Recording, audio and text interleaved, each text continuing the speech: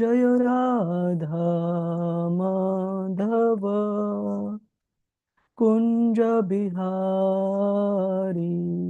जय श्री कृष्ण चैतन्य प्रभु नित्यानंदा श्री अद्वैता गदाधर श्रीवास आदि गौर भक्तवृंदा हरे Krishna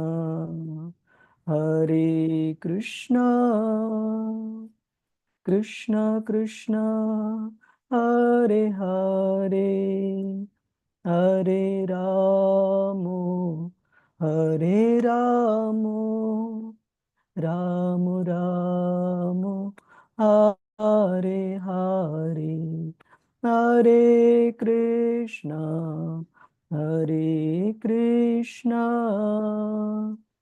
Krishna Krishna Hare Hare Hare Ram Ram Ram Hare Hare Hare Krishna Krishna Krishna Hare Hare Hare Ram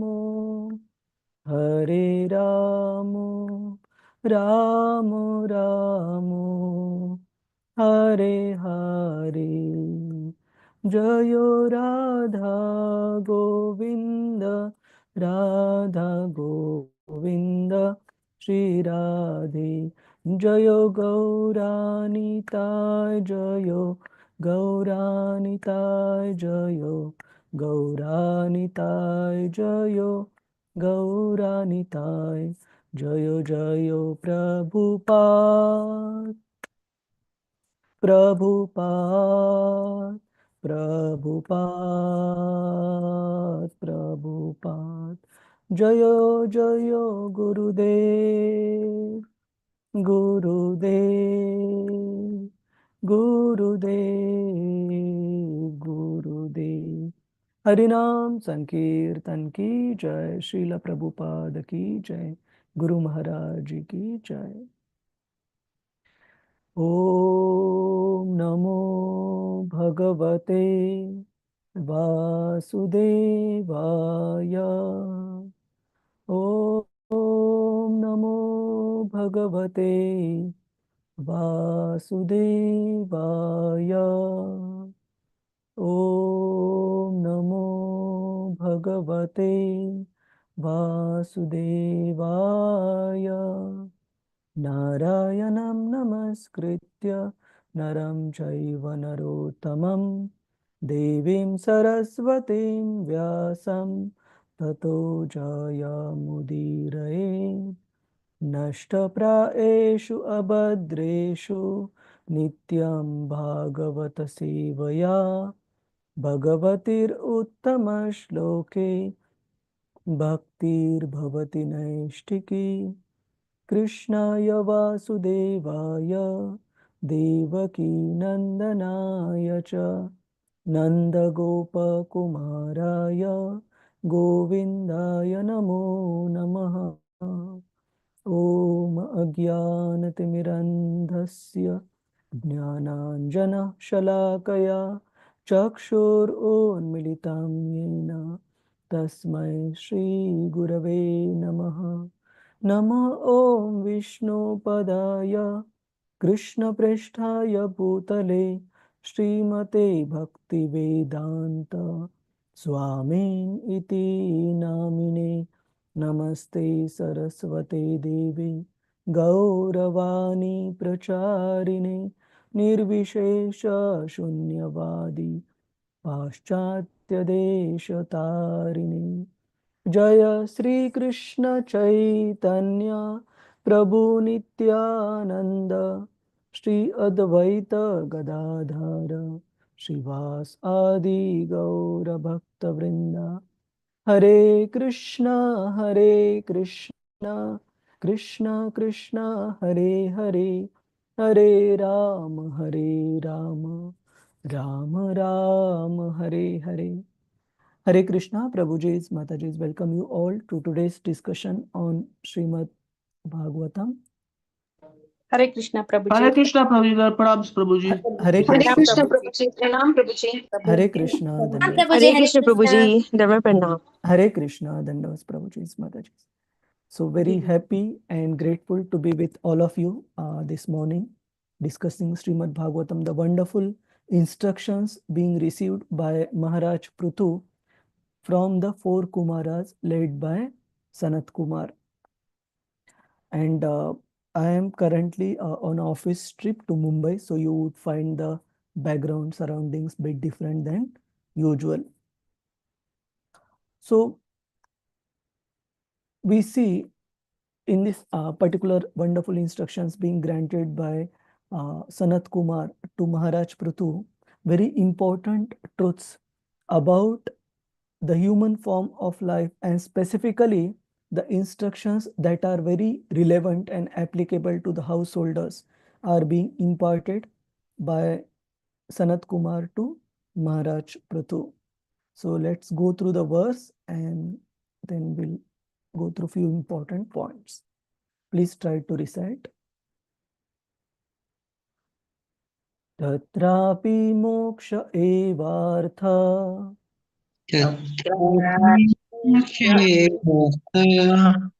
Atyantika taeshate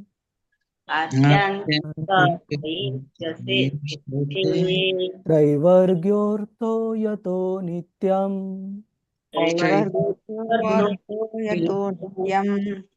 Krutanta bhaya samyutaha.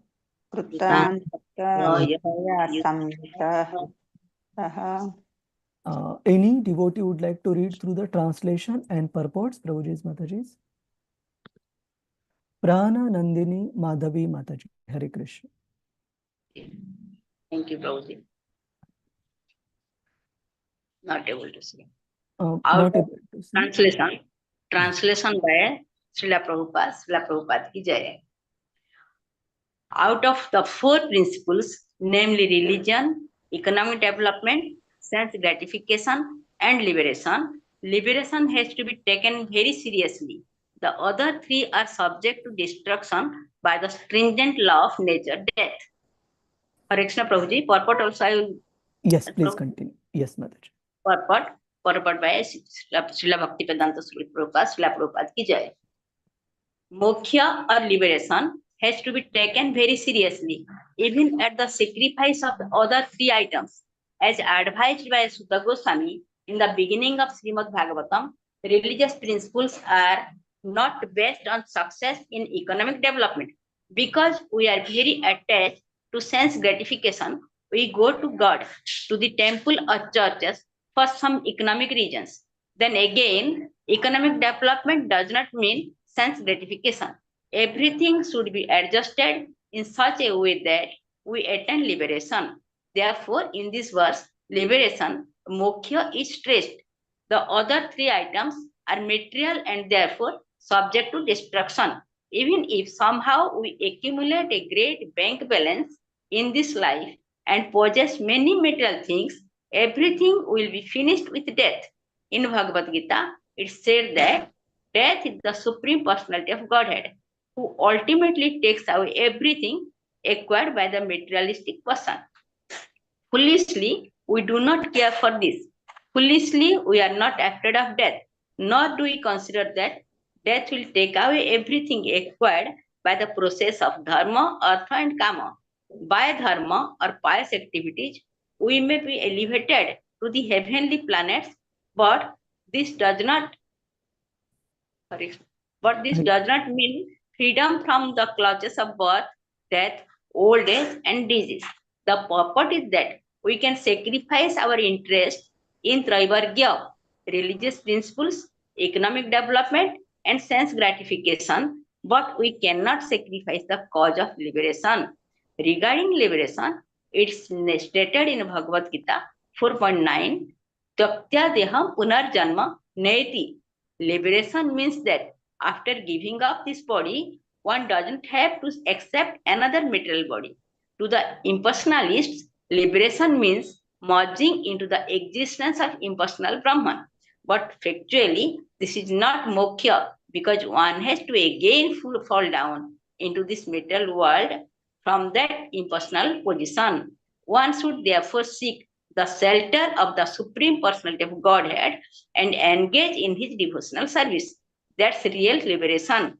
The conclusion is that we should not stress pious activities, economic development, and sense gratification, but should concern ourselves with approaching Lord Vishnu in his spiritual planets, of which the topmost is Golaka Vrindavana, where Lord Krishna lives. Therefore, this Krishna consciousness movement is the greatest gift for persons who are actually desiring liberation. Thank you, Prabhuji. Hare Krishna.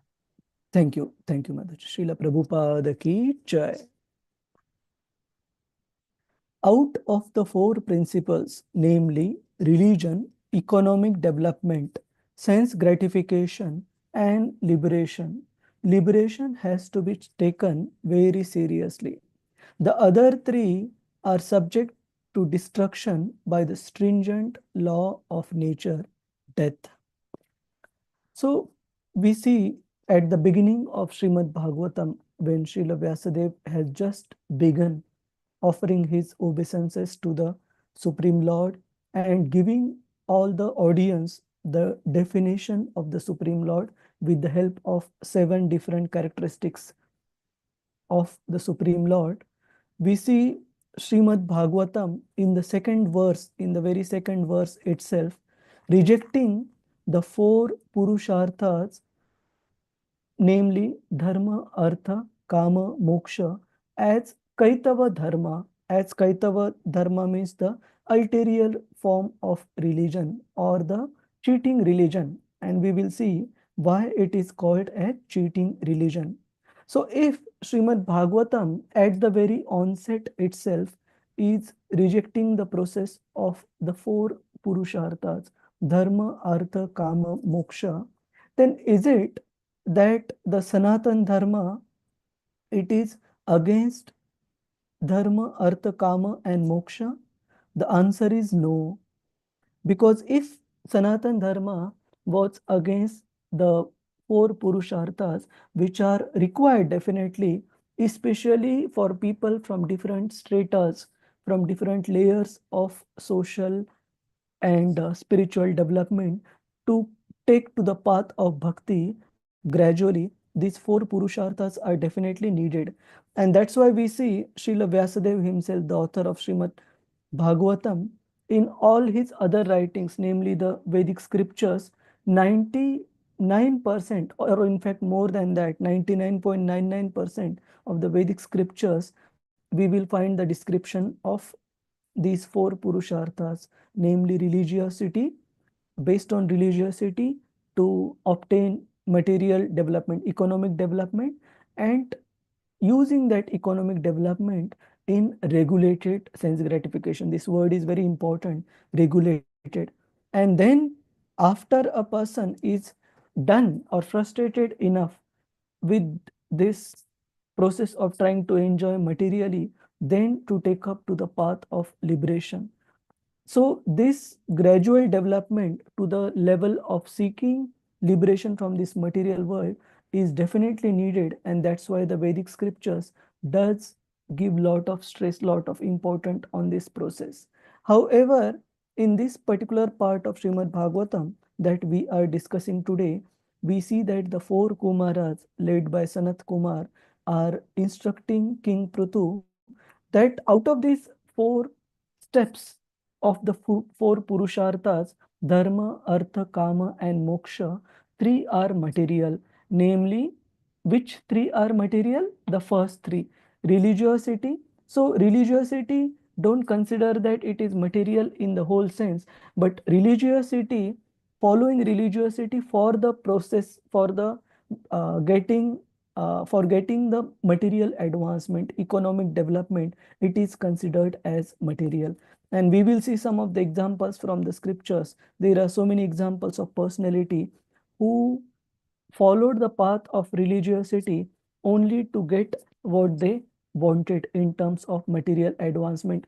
Can we think of any examples, Prabhuji's, Mataji's, of any personality who followed the path of religiosity to get Hare Krishna Prabhuji. Hare First, Krishna? Yes, Dhruva Mataji. Maharaj first approached, followed this religiosity, Prabhuji. Yeah, so I would say Dhruva Maharaj's case is slightly special. Why?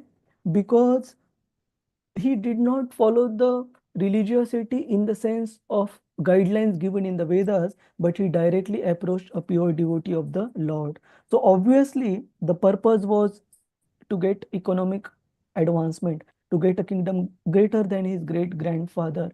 But the path followed was still through a authorized representative of the Lord. But there are also many examples of personalities who followed the mechanical steps that are given in the Vedic literatures to get what they wanted in terms of the material prosperity. Any Hare other? Krishna Prabhuji, Hiranyakashipu, Prachina Prabhuji, Ravana, Prabhuji. Prachina Vari. Yeah, one by one. Hiranyakashipu, Yeah. Pratinvari, Ravana. Yes, yes. Thank you, Mataji. So all these Bharat Maharaj. examples are correct. Hare Krishna, Prabhu. Yes, Bharat Maharaj. Bharat Maharaj, you mean there are three Bharats, the son The of first one. The first one. Rishabh Dev or Dushyanta's son or Lord Ramachandra's brother. You mean Rishabh Dev Maharaj's son, Bharat Maharaj? Yes, Prabhuji. Okay, but see, Bharat Maharaj was a great devotee of the Lord, and he already had kingdom that was comparable even to the opulence of the Indra. He already possessed a beautiful wife whose beauty was comparable even to the spouse consort of Lord Indra, Sachi Devi. So he was already opulent. Okay. And Bharat Maharaj, he in fact, Shastras mentioned that he gave up that opulence like that of Indra, including the beautiful wife, obedient children, and very respecting subjects within his kingdom in order to pursue the path of spirituality. So definitely Bharat Maharaj did not follow the material steps, but rest of the examples that are mentioned, like that of Ravana or that of Hiranyakashipu, they are definitely true. Especially we are comparing those examples of personality who followed these principles given in the Vedic literature for their selfish motives. And they also got purified. That's why their names and case studies are there in Srimad Bhagavatam. But more importantly, they did not take guidance of a pure devotee of the Lord for while trying to follow their material aspirations. So let's take the example of Ravana, for example, whose follower or whose upasaka, we don't call him a devotee, but whose worshipper Ravana was, Prabhuji's, Mataji's, who was he Lord worshipping? Shiva. Lord Lord Shiva. Shiva Prabhuji. Lord Shiva. And we see so many worshippers of Lord Shiva, like Ravana, Hiranyakashipu, or even in Srimad Bhagavatam. We have examples of so many great asuras, including Banasur and Salva. Salva, who was the friend of Shishupal. And he specifically, all these personalities, they specifically followed the steps given in the Vedic literatures in order to get material benefits, what they wanted, even for ulterior motives. Like Salva, he prayed and performed severe austerities to please Lord Shiva to get the ability in order to cause trouble for Lord Krishna and for the Yadu dynasty. And Lord Shiva, knowing the ulterior motives of these personalities, was still pushed to fulfill their material aspirations, because that is how the material karma kanda steps are given. So what is the problem with this process of dharma, artha, kama, and moksha? In the beginning part itself, Srimad Bhagavatam purport, Srila Prabhupada writes that driven by such consciousness. Such consciousness means consciousness of enjoying materially to lord it over the material nature. That is the consciousness of a man typically wanting to follow this path of Purushartha, Dharma, Artha, Kama, and Moksha. And these people, when the material gains are obtained, either through the path of religiosity or worst case even without following the path of religiosity, immediately such people forget the religiosity, the principles of religiosity, dharma, and they just focus on utilizing that material prosperity, utilizing that economic development for fulfilling their own motives. Like we see in the case of Ravana, as soon as he got uh, his aspirations, material aspirations in terms of prosperity fulfilled, immediately the next step was he was not happy with the hundreds and thousands of queens that he possessed, including the women that he had stolen from the higher planetary systems, from the Gandharvas, from the Devatas, etc. And including his own chaste wife Mandodari, and still he wanted to exploit even other energies of the Lord for his own selfish motive. So what happens as soon as the person gets material prosperity, the religiosity definitely takes a backseat, and the person's main goal becomes how to utilize that material prosperity to further his or her sense gratification. So that's why what to speak of, maybe these are uncultured personalities, these are personalities of asuric mentalities. In Srimad Bhagavatam, we see examples even of cultured personalities, they forgetting the Supreme Lord while following this process of dharma, artha, kama, and moksha. In the Krishna book itself, in the section of the yogic brahmanas, they performing great sacrifices, we see that these are cultured personalities, these are learned personalities, knowing the Vedic scriptures and injunctions very well. But these yogic brahmanas, when it was an opportunity for them to render service to Lord Krishna and to show their respects to Lord Krishna, they failed to even recognize the Lord. So one important demerit or problem with this process of dharma, artha, kama, and moksha is that as soon as a person gets economic development or material prosperity, first thing that happens is person tends to focus his attention solely on sense gratification, forgetting not only God, but even those principles of religiosity which gave them economic development. So while it is true that it is the following of the principles of religiosity which gives one economic development, this economic development, if we are not careful in utilizing these facilities in the service of the Lord, they can completely cause a person to go astray. Like we were discussing 1 or 2 days back in the morning 5:45 class, example of even great personalities like Maharaj Priyavrat. So Maharaj Priyavrat, he is no ordinary personality.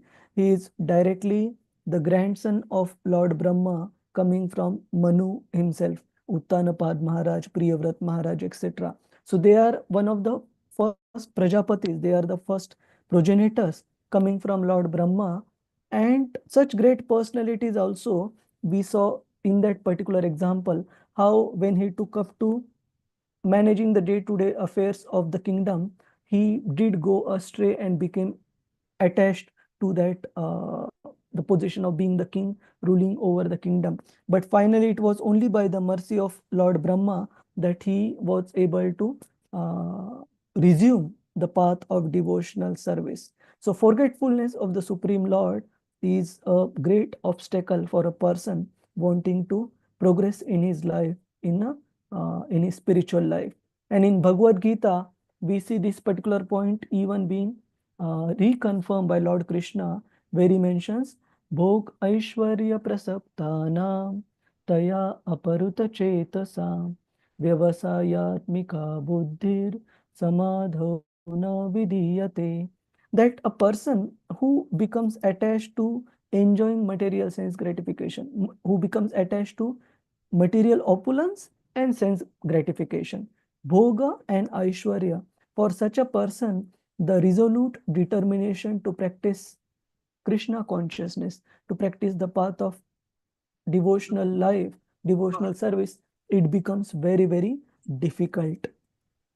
So that's why we see in general Srimad Bhagavatam at the onset itself, it is causing this particular process of step-by-step gradual elevation to the path of Krishna consciousness as a cheating religion. Why it is a cheating religion?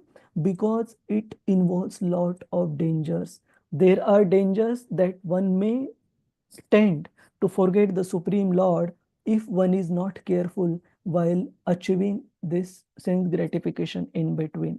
And that's why Srimad Bhagavatam in the second canto we see Shukadev Goswami explaining to Maharaj Parikshit that even if a person does have material desires, the safe path is still to approach the Supreme Lord through his representatives, through the devotees.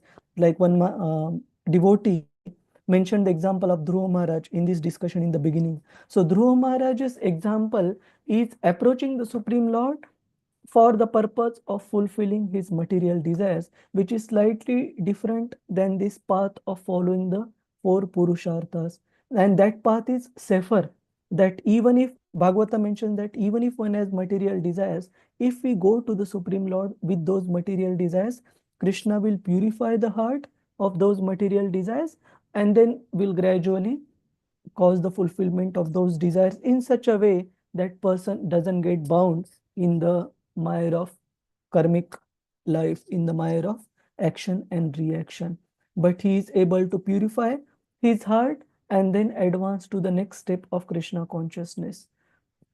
So the Kumaras, they are basically saying that out of these four steps of Purusharthas, namely the religiosity, economic development, sense gratification, and liberation, the first three, they are material and they are temporary. As in, religion is not temporary, but following of principles of religiosity just for the purpose of getting economic development, that step itself is temporary. Temporary in the sense, it will remain in this material world. It won't help us in our pursuit for Krishna consciousness. But ultimately, the final step, and even in the purport Srila Prabhupada is explaining, this liberation is different than the liberation that is pursued by the Gyanis. The Gyanis, they do also aspire for liberation, but their conception of liberation is because this material world has got so many problems, so many miseries, so I want to get rid of it, get out of it, and that's why, in order to get out of it, I want to achieve an existence by merging into the effulgence of the Supreme, where there are no activities, where there is just Om Shanti, Shanti, Shanti. So this path is not what is meant by liberation in real sense. Srila Prabhupada mentions that that particular path still entails one, the possibility of coming back to this material world, but real liberation is to engage in the devotional service of the Supreme Lord, which gives eternal benefits. In that way, not only do we come out of the birth, old age, disease, and death cycle within the material world, but we achieve eternal residence at the lotus feet of the Lord in his service. And one more important point is, many a times we will see in our relative circles, within our family members, people have this misconception that blessings or the mercy of the Supreme Lord means achieving a higher economic status of life or achieving material success. Like many a times I have seen even my mother saying that Lord has been very kind and merciful to such and such people within our relative circle because they have advanced very nicely. But that is definitely not a fact. And we see examples of so many personalities, especially the most glaring example being that of Pandavas. If we see the overall life of Pandavas, most part of their life was spent in hard struggle and even not having the basic resources and facilities in life, like their childhood. They did not have the fatherly love, care, and protection of their father Pandu, because he died an untimely death. And Dhritarashtra, who was supposed to take that responsibility to take them under his shelter and give fatherly love, he was envious and supporting so many demoniac plans of his son Duryodhana to usurp their kingdom, and even not leave them live peacefully, even make them die. So their childhood went in that struggle. When they grew up, they somehow got married by the mercy and will of the Lord, and had good chaste wife, Draupadi. In fact, some of the Pandavas, including Arjuna and others, they had more than one wife by the mercy of the Lord, and they already had the personal presence and support of Lord Krishna. Only small part of their life we see that they had the material opulence after the battle of Kurukshetra till the passing away, the conclusion of the pastimes of Lord Krishna from this material world. And as soon as Lord Krishna, Bhagavatam describes that Lord Krishna concluded his pastimes in this material world, chapter 15, we see that Pandavas, they immediately decide to retire by putting the young Parikshit on the throne of this whole world. So if Lord's mercy on a particular devotee is supposed to mean material prosperity, economic development, then we have to say that Pandavas were one of the most deprived in terms of not getting Lord's mercy. But was it the case? Definitely not. It is mentioned in Srimad Bhagavatam that Pandavas had such intimate relationship with the Lord that when Lord Krishna was about to leave from Hastinapur, what to speak of leaving from this material world, when Krishna was about to leave from Hastinapur, they were in such mental chaotic condition. They did not know how they would lead their life in the absence of Lord Krishna, with whose guidance every single step they were used to taking. So Pandavas had the mercy of Lord Krishna like nobody else, but still that mercy did not necessarily mean the material prosperity for most part of their life. In fact, in the next verse, in text 36, Srila Prabhupada mentions in the purport that famous verse that was spoken by Lord Krishna to Yudhishthir Maharaj in the 10th canto of Srimad Bhagavatam. Yasyaham anugrunnami harishete dhanam shane. That when Lord Krishna wants to grant his special mercy upon some devotee, then he takes whatever that devotee possesses in terms of material possessions, so that that devotee does not have any other shelter than to take shelter of Lord Krishna. And such a devotee is said to be really having received the special mercy of the Lord, Anugrunnami. So Krupa means mercy, but Anugrunnami means Lord giving his special mercy upon the devotee. So the point is, this economic development should not be misunderstood to mean that Lord Krishna has given his mercy. Of course, does it mean that we remain ungrateful? For sure not. Whatever facilities, whatever we have received in our life, it is mercy of the Lord, but this does not on its own mean that Lord has really blessed a devotee. Real blessings of the Lord, it is mentioned in Bhagavatam, are the association of his devotees, are the opportunities that we receive to hear about him, to glorify him, to chant about him. Those opportunities Lord Krishna confirms in Bhagavad Gita, in Srimad Bhagavatam, as the true blessings that he gives to his devotees.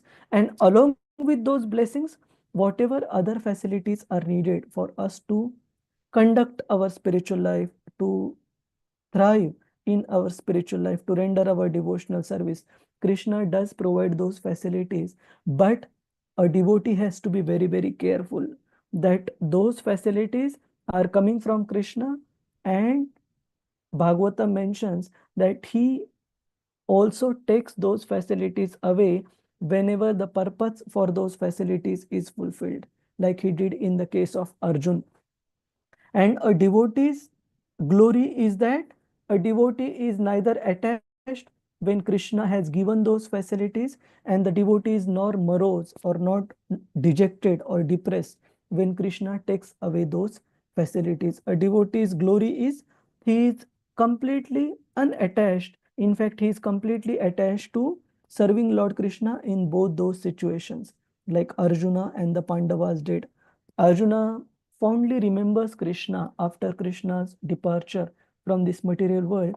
He recollects so many incidences like the winning the hand of Draupadi or defeating ocean of Maharathis in the battle when the Kauravas attacked who was the father-in-law of Arjuna, Drupad.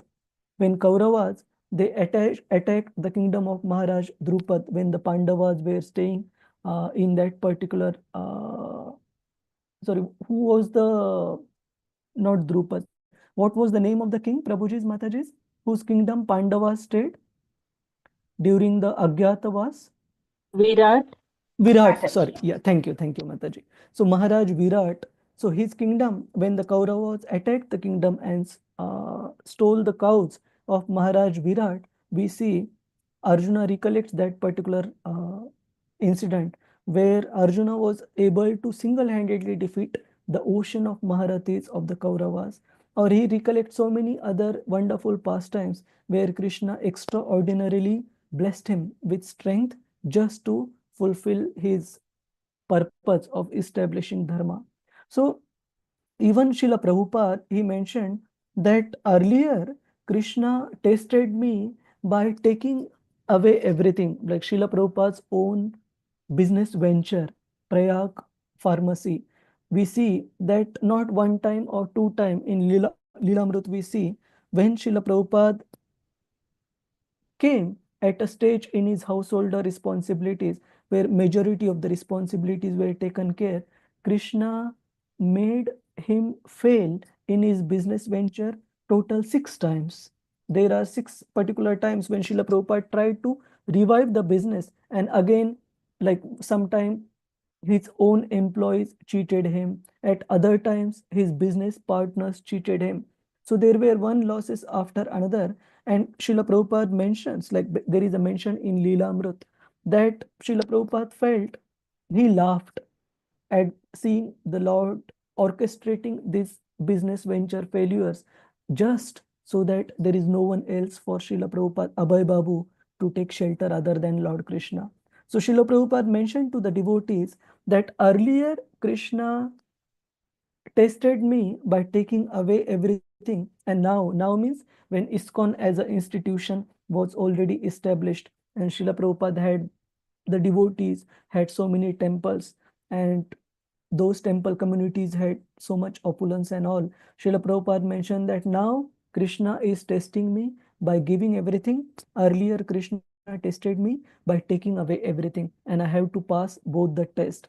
So that is the real understanding of a devotee about what Lord Krishna's mercy is. Lord Krishna's mercy is his constant remembrance. Lord Krishna's mercy is not this temporary material facilities which can be there, and while they are there we have to engage them in Krishna's service, or Krishna is also free to take them away whenever he feels so right. Especially in that particular verse of Yudhishthir Maharaj, Krishna mentioning to Yudhishthir Maharaj, Yasyaham Anugrunnami, Srila Prabhupada specifically writes that when Lord feels that those economic facilities have sort of beginning to become obstacle in the path of spiritual advancement, then Krishna may take them away, so that rather than causing that devotee to get attached to those facilities and not advance in Krishna consciousness, Krishna takes those facilities away so that the devotee's path to advance in Krishna consciousness, it becomes all clear. And of course, we don't have to be afraid that we have become devotees, does it mean that Krishna will also take everything away from me? If we are utilizing those facilities nicely without being attached to them materially, then we don't have to worry too much. And secondly, whether there are few other verses that I had, yeah. So it is also mentioned in the scriptures that just like our quota of material distresses is fixed, as soon as we take the bodily form in this material world, similarly, the happiness is also fixed. So just like distresses in our material world, they come without being invited. Prahlad Maharaj mentions the material happiness will also be obtained without separately endeavoring for it. So we don't have to bother too much about it. And there are so many other verses in Srimad Bhagavatam, in other parts of the Vedic writings, where it is mentioned that this material happiness for which person really struggles and strives, this is obtainable even in the lower spaces of life. One doesn't have to really spend his or her human birth in order to pursue this material happiness. It can, let me read through this translation. This is a famous verse from the 11th canto of Srimad Bhagavatam. Labdva sudurlabham idam bahusambhavante manushyam arthadam anityam apiha dhiraha turnam yatet na patet anumrityu yavan nishreyasaya vishaya khalu sarvatasyat. So it is mentioned, after many, many births and deaths, one achieves the rare human form of life, which, although temporary, affords one the opportunity to attain highest perfection. Thus, a sober human being should quickly endeavor for the ultimate perfection of life, as long as his body, which is always subject to death, has not fallen down and died. After all, sense gratification is available even in the most abominable species of life, whereas Krishna consciousness is possible only for a human being. So scriptures are saying that there is no loss. Even if we go down to the lower spaces of life, either in human life, it is fixed and available, the quota is already finalized, or in the lower spaces also it is available. So we are not losers even if we sacrifice it or give it away, because in future if we desire to enjoy, that quota is not going anywhere, it is available. But on the other hand, the opportunity to pursue Krishna consciousness is only available in the current human form of life. That won't be available in the lower spaces. And there are also instructions by Narad Muni. This is Narad Muni instructing Srila Vyasadeva, where he mentions that even if a person, he is 100% pakka in discharging his material duties and achieving a higher status of material life, still that material endeavor is not perfect if he is not surrendering to the Supreme Lord. On the other hand, if we try to learn and pursue the path of Krishna consciousness, even if we are imperfect in that endeavor, still there is no loss.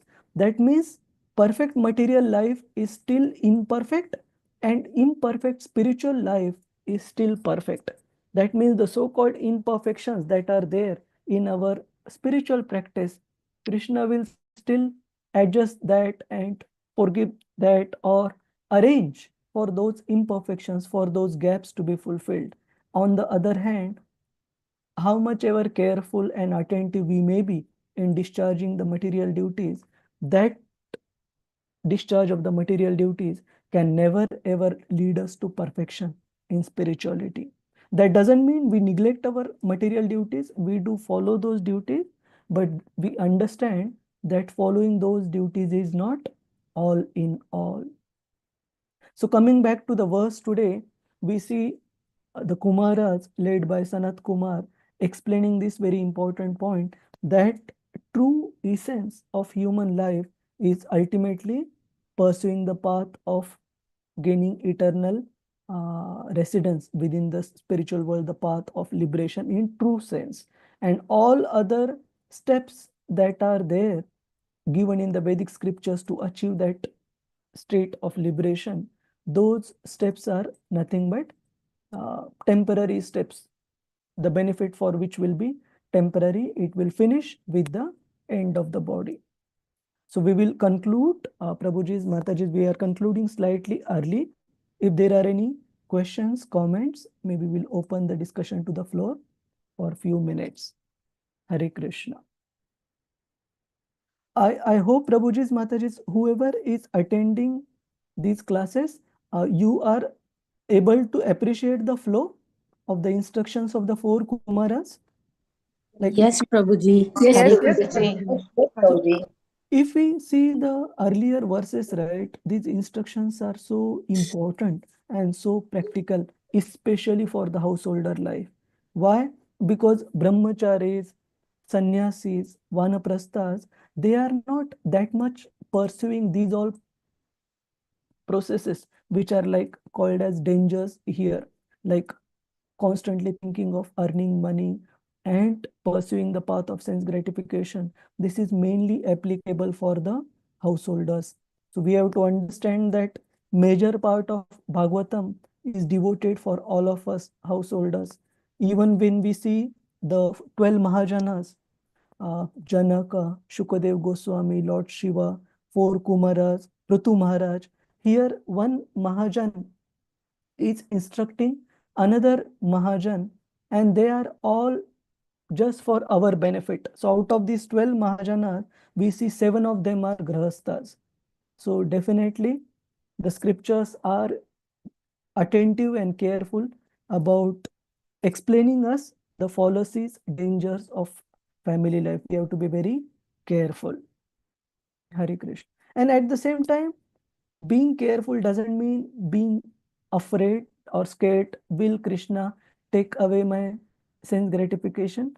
To be honest, we better enjoy in truest sense rather than enjoying material sense gratification. Enjoyment is not bad, but enjoying by giving pleasure to Krishna's senses, by accepting Krishna Prasad is the right form of enjoyment rather than engaging in temporary gratification. Is there any thoughts? Anyone wants to share any points? Prabhuji's, Mataji's? Hare Krishna. Prabhuji, I want to ask one question. Do material opulences, they always lead to forgetfulness of the Lord? What if they enhance, they build in you so much gratitude that you're using every breath also as a service to the Lord? So, everything you get, you give it to the Lord as a devotional flower. You use it for His service. You don't desire anything. yeah, so definitely the answer, as you mentioned, Mataji, that if we are engaging everything that we have in the service of the Lord, then, and there are so many examples of great kings or even some contemporary examples we see, like say, for example, one of our own Vaishnava Acharya in the disciplic succession, Gaudiya Vaishnava Sampradaya, his Srila Bhaktivinoda Thakur, we had so many great personalities, or even in the scriptures like Prahlad Maharaj, Prithu Maharaj, Yudhishthir Maharaj. So it is not that material opulence necessarily always mean forgetfulness of Krishna, but there is a possibility if we become attached to the opulence rather than being attached to service to Krishna. So the answer to your question is not necessarily, yeah, material. There are even examples of so many great industrialists in the city I am sitting right now, Mumbai. They are entrepreneurs who have established big industrial enterprises, but completely unattached. So we don't want to take but positive examples. Say, for example, in Mumbai, there are industries like Apar industry, for that matter.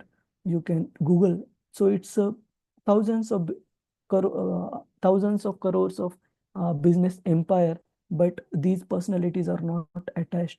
Or even His Grace Krishna Chandra Prabhu, Mafatlal Industries chairman. He is also completely devoted to Lord Krishna. The mother of Piramal Health, Anand Piramal's grandmother, the mother, I forgot name of Anand Piramal's father. Isha Ambani is basically great mother-in-law's mother-in-law. She was an initiated devotee, attending Aarti on a daily basis, attending temple programs. So to answer your question, Mataji, material opulence does not necessarily mean forgetfulness of Krishna, but scriptures are making us cautioned, so that we tread the path very carefully, because there is a great danger if we are not attentive to become attached. And as soon as we become attached to material enjoyment, then forgetting Krishna is very much of a possibility. And Uh, if that was not the case, why so many great devotees, say Kunti Devi, she stresses in her prayer, Janma Aishwarya Shruti, that great birth, opulence, material beauty, and education, they are obstacles. Then Srila Bhaktivinoda Thakur, he mentions that material opulence, if not carefully handled, it can become obstacle. Or Krishna himself saying in Bhagavad Gita. So danger is there, but if we are constantly under the guidance of devotees and making sure that whatever is coming in our life, Srila Prabhupada mentions, don't become proud of borrowed blooms. That means it is all property of Krishna and we are just its caretaker. Is that all right, Mataji?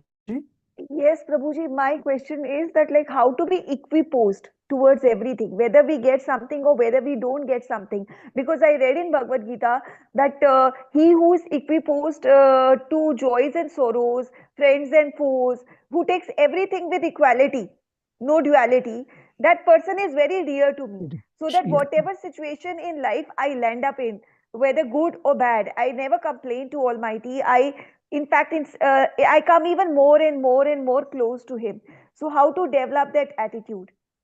So And I one remain one more question, and I remain even humbler than the straw in the street. That nobody, if someone speaks wrongly, also misbehaves, also, I remain calm, composed, not bothered about anything. As long as my Lord's hand is on my head, I don't need to worry. So, how very to develop that very attitude? nice consciousness, Mataji. Like continue to have that consciousness. And as you rightly mentioned, there are so many places in Bhagavad Gita.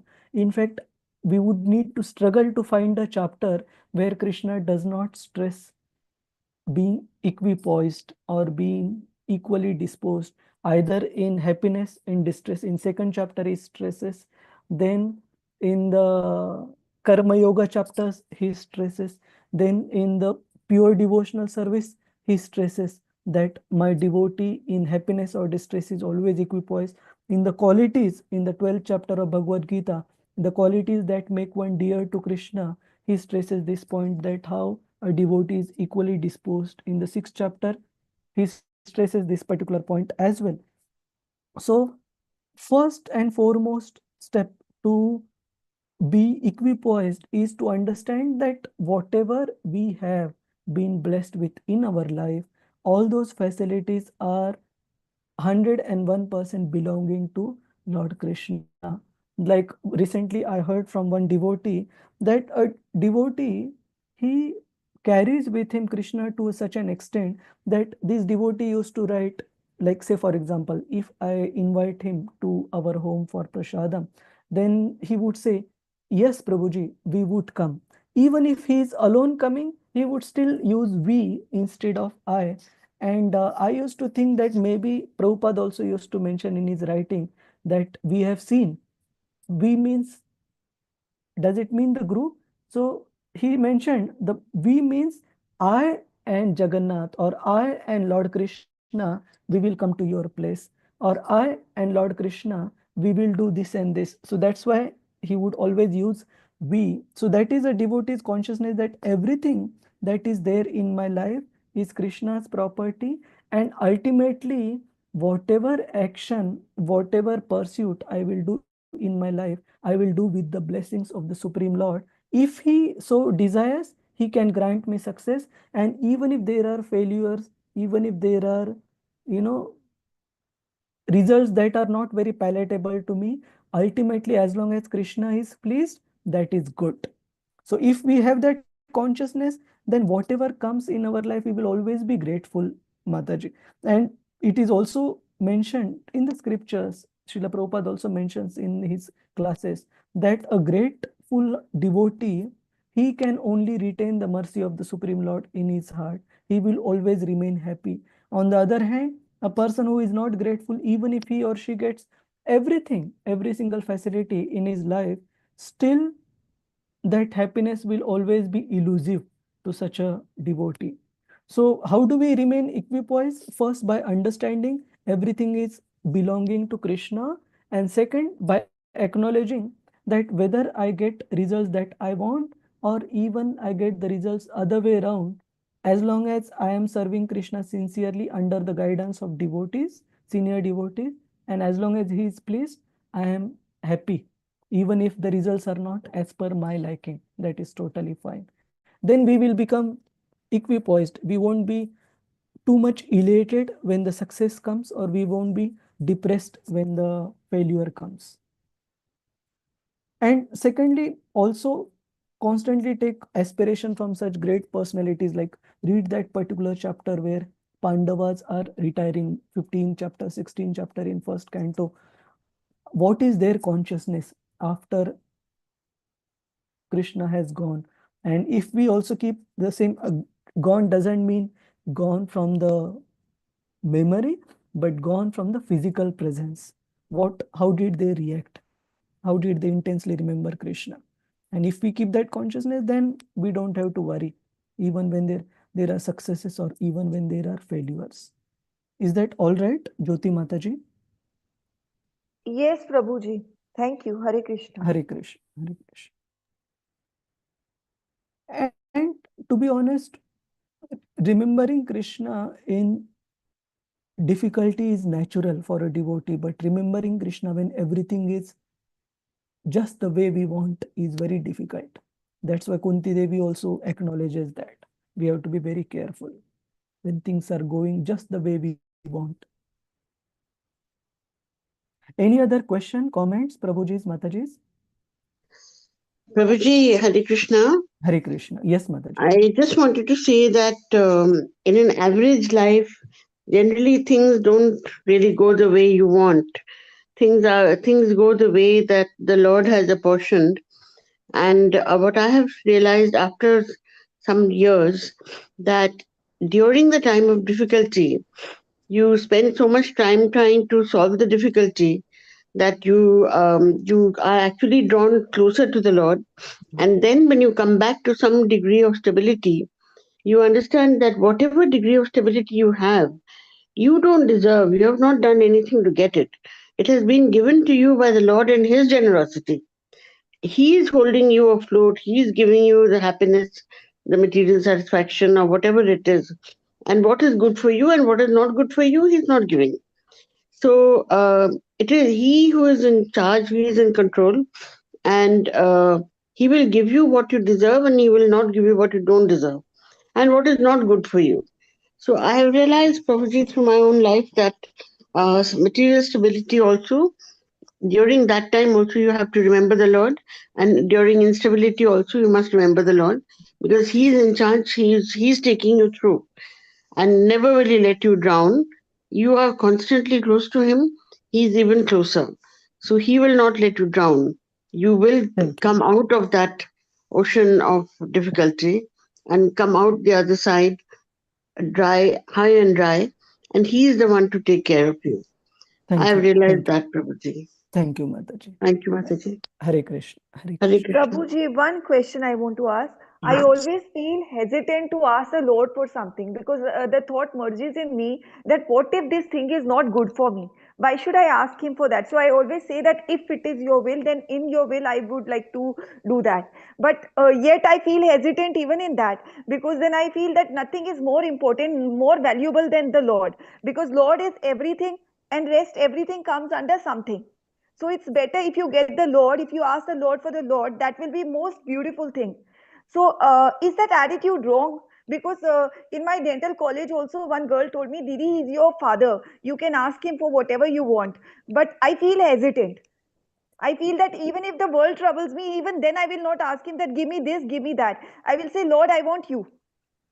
That consciousness is definitely higher, and it's very good, Jyoti Mataji, that Srila Prabhupada specifically writes in his writing that for a devotee, just like a small child, he doesn't have to, before going to bed, he doesn't tell his mummy or papa that mummy, just make sure that tomorrow morning breakfast is taken care.